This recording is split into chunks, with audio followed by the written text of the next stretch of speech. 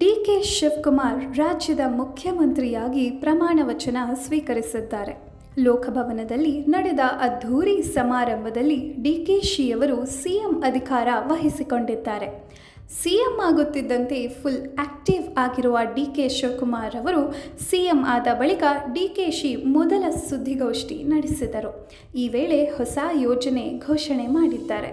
ಹೌದು, ಸಿಎಂ ಆಗಿ ಅಧಿಕಾರಕ್ಕೇರುತ್ತಿದ್ದಂತೆ ಸಿಎಂ ಡಿ.ಕೆ. ಶಿವಕುಮಾರ್ ಅವರು ರಾಜ್ಯದ ವಿದ್ಯಾರ್ಥಿಗಳಿಗೆ ಗುಡ್ ನ್ಯೂಸ್ ಕೊಟ್ಟಿದ್ದಾರೆ.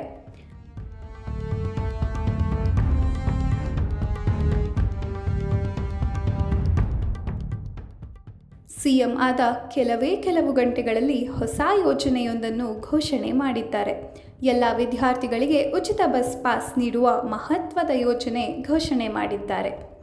ಈ ಬಗ್ಗೆ ಮಾತನಾಡಿರುವ ಸಿಎಂ ಡಿ.ಕೆ. ಶಿವಕುಮಾರ್, ಯುವಕರು ಬಸ್ ಪಾಸ್ ಬಗ್ಗೆ ಮಾತನಾಡ್ತಿದ್ರು, ಅದಕ್ಕಾಗಿ ಹೊಸ ಹೆಸರನ್ನು ಕೊಟ್ಟಿದ್ದೇನೆ. ಎಲ್ಲ ವಿದ್ಯಾರ್ಥಿಗಳಿಗೆ ಕಾಲೇಜು, PG, PUC, SSLC ಪಾಸ್ಗೆ ಉಚಿತ ಬಸ್ ಪಾಸ್ ಕೊಡುತ್ತೇನೆ ಎಂದು ಸುದ್ದಿಗೋಷ್ಠಿಯಲ್ಲಿ ಘೋಷಣೆ ಮಾಡಿದರು. ಅಲ್ಲದೆ ನಿರುದ್ಯೋಗಿ ಯುವಕರಿಗೆ ಉದ್ಯೋಗ ಕಲ್ಪಿಸುವ ಬಗ್ಗೆ ಮುಂದೆ ಚರ್ಚಿಸಿ ತೀರ್ಮಾನ ಮಾಡುತ್ತೇವೆ ಎಂದು ಭರವಸೆ ನೀಡಿದ್ದಾರೆ.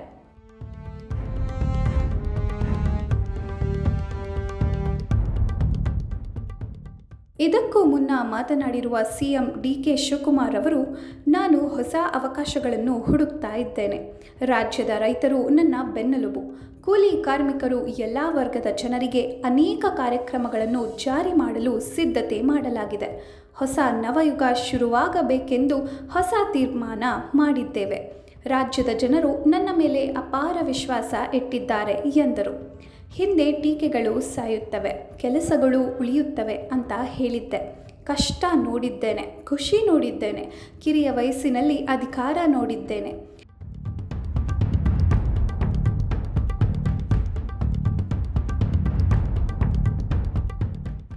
ಜೈಲಿಗೆ ಹೋಗುವ ಪರಿಸ್ಥಿತಿ ಬಂತು. ನನಗೆ ಆತ್ಮವಿಶ್ವಾಸ ಇತ್ತು, ಯಾವತ್ತೂ ಕುಗ್ಗಲಿಲ್ಲ.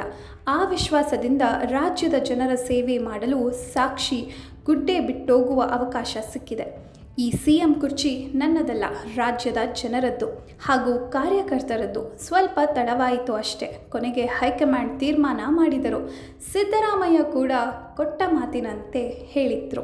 ಅದರಂತೆ ವರಿಷ್ಠರು ನಮ್ಮಿಬ್ಬರನ್ನು ಕರೆಸಿ ಮಾತನಾಡಿದರು. ಆ ಬಳಿಕ ತೀರ್ಮಾನ ಮಾಡಿದಾಗ ಆ ಸ್ಥಾನ ತೆರವುಗೊಳಿಸಿ ನನಗೆ ಜವಾಬ್ದಾರಿ ಹಂಚಿದ್ದಾರೆ ಎಂದು ಸಿಎಂ ಡಿ.ಕೆ. ಶಿವಕುಮಾರ್ ಹೇಳಿದರು.